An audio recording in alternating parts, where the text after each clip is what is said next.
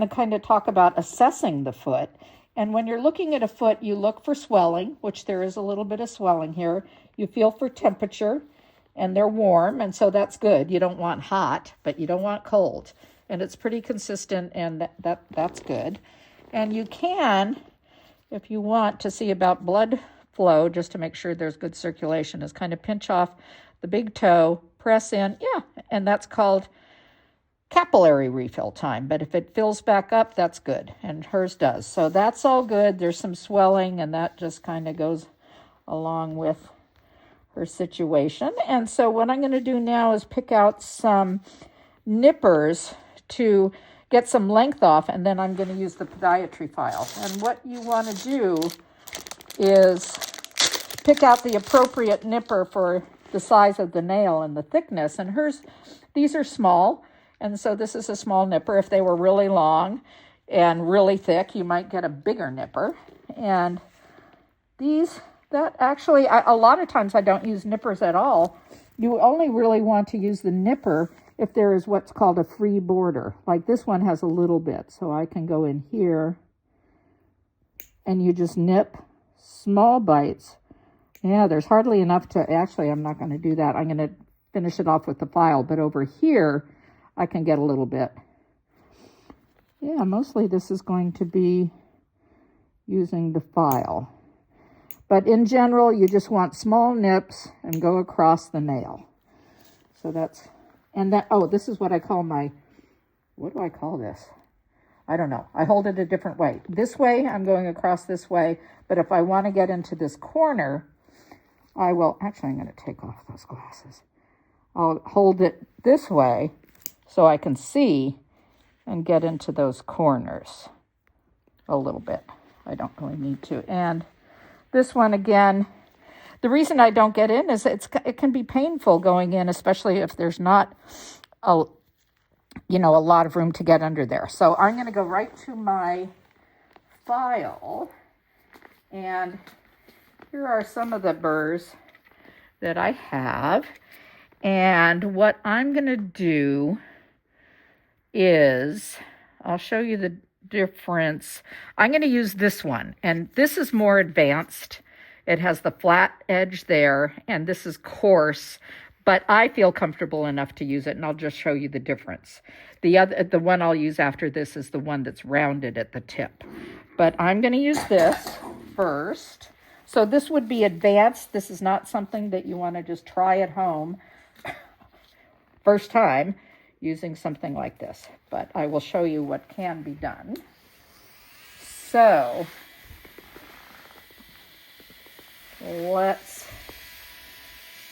I'm going to do this one with the coarse.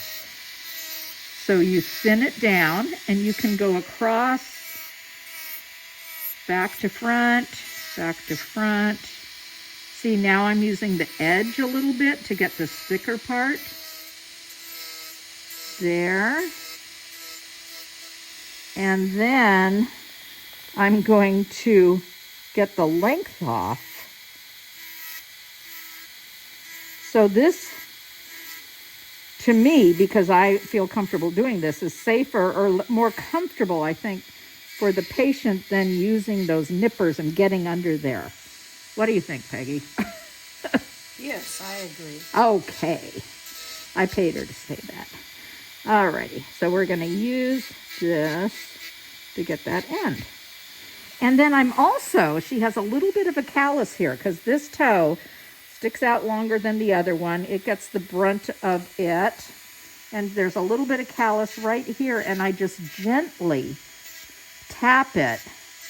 And I just want to say that I have not used a scalpel. I did use a scalpel for several years when I first started. That's what I was taught. And ever since I found out how to effectively use the proper burrs, I have not used a scalpel in, I don't know, over 20 years. I find that it's much safer to use a burr because you can press harder where it's thick. Like if you have a thick callus in the middle, if you use a scalpel, you can't get to the bottom of that thick part. But with a burr, you can just press harder. So now I'm going to switch out and use the round tip one. And these are ceramic carbide burrs that I actually get at the moment on Amazon, and they're very cheap. They're made for nail technicians. And I don't know if there's a higher quality, but you can get a whole set of these for like $8. And the way I lose burrs, that's what I'm doing right now. But I would love to try out in the future maybe a better grade of carbide and compare the two. That would be a fun video. Okay, so I'm going to go back over her toes with this rounded one to kind of do a finishing. And this is safer, and so this would be one that could potentially be used by a lay person, family member down the road.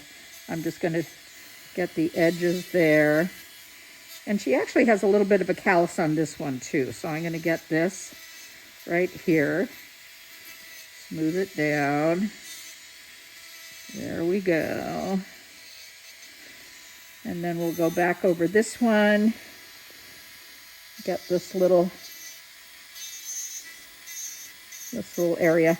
And since we're talking about toenails, there are many different schools of thought out there. One of them is cutting straight across, and the other one is cutting to the curve. So what I say is each nail needs to be cut the way that that particular nail needs to be cut. And I have seen a lot of nails where it's straight across on one side and curved on the other. And I just do them each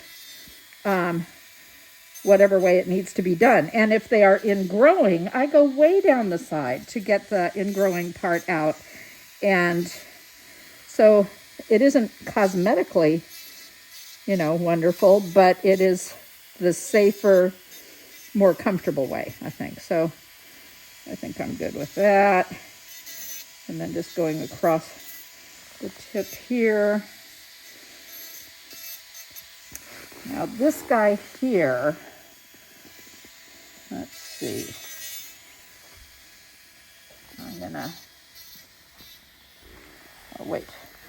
I'm gonna get some of the length off by just going in like this.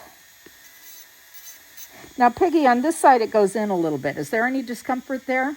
Not really. Okay, I will do this pinch test when it's kind of growing in like that. And if it doesn't hurt, then I'm not aggressive with it. If this was painful, I personally, and this is not for the average person at home, I would go way down in there and get that out. What I'm going to do is put my drill in reverse. This is what I call up the inside. I switch it around like this. I come up the inside, and I'm just going to thin it out a little bit to take some of the potential pressure, because maybe in a couple weeks it might get. So that's up the inside, because usually this is the pencil hold. Usually, whoops, now I've got it in reverse. You can always tell because it kind of skips. So this is forward. And I don't think I've ever had to go deep in there, have I? I've just kept this. I see her about every 6 weeks, so I'm able to maintain that. Now I do feel a callus here, and it's pretty thick. So what I'm going to do is go back to the more aggressive one, because I want the edge. The round stuff isn't going to get it there. I need to do this again, more advanced level, when you really feel comfortable doing this. Okay, so I'm taking it in the pencil hold, and I'm kind of pulling it forward. Going this way. It's so funny, years ago, I got some feedback from other foot nurses who were saying, never use the file over 10,000 RPMs. And I never use the file under 35,000 RPMs. What's the point? You need the speed. What your job is to determine how much pressure you put on it and what angle you put on it. But I thought that was very interesting. Okay, so this is going 35,000 RPMs. And then I kind of, where it's thicker, you can press a little bit harder. This is the difference between the scalpel. Like taking a scalpel across this, to me, is kind of scary. And there are some very talented people out there, I'm sure, but I have never, knock on wood, caused anybody to bleed or any problems using the drill. And when I was using the scalpel, every once in a while that would happen if the foot jerked or something. So this is feeling much better. A little bit thicker here, so I can go kind of down there around the edge. And what you can do, sometimes I do this, sometimes I don't, is you can finish it. Actually, I'll finish off all the little tips with a little diamond burr. And I will go back over this one with a little, I use that. This guy here.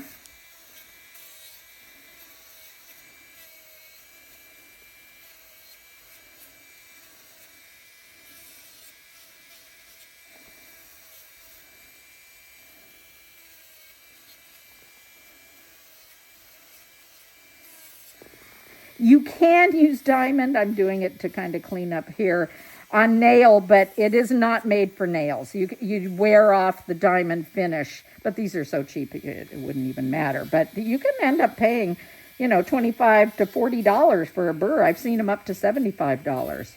So I'm just kind of going over this to show you that it can be done.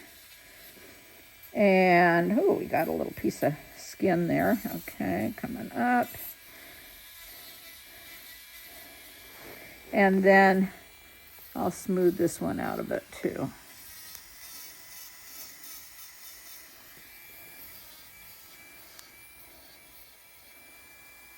Yeah, that feels much better.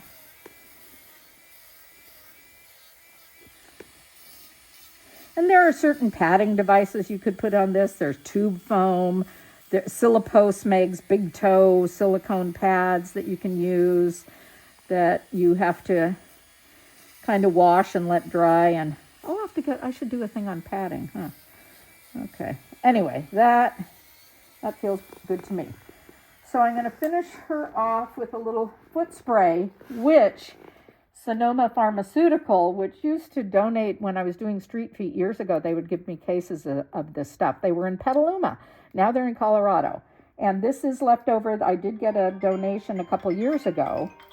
So we're going to spray this on there. Peggy has to, okay. Anyway, this is good stuff. All natural, safe as water, eliminates odor, reduces fungal and bacterial, advanced everyday foot spray, and the podiatry is the name. So I'm going to have to get in touch with them, see if they want to give me some more donations, because I think that's my last bottle. Okay, then I will take my toe floss, is what I call this. I'll dry this off, and then actually I'm going to use some of my homemade lion's paw, which down the road I will be demonstrating once I remodel my garage into an herbal lab. I'll show you how to make this stuff. And they say don't put lotion between the toes, and you don't. And actually, I don't like lotions. I think for feet, you need a salve and oil-based.